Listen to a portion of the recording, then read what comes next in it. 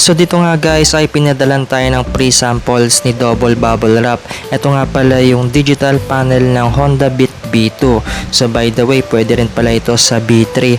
At huwag kayong mag-alala, wala na kayong ikakat na wirings or mga iba pang modification. Kasi halos plug and play lang itong digital panel ng Honda Beat na pinadala sa atin. So dito, tinaray muna natin yung mga function niya. So nakita nyo naman, napakaganda. At talagang sumasabay yung RPM niya. Synchronize na synchronize kapag nire-revolution natin yung throttle nito. At ganito na nga yung itsura niya nung nakabit na natin yung mga pinaka-cover. At ganito naman yung welcome niya kapag kainon na natin yung ignition key. Talagang napakaangas, diba?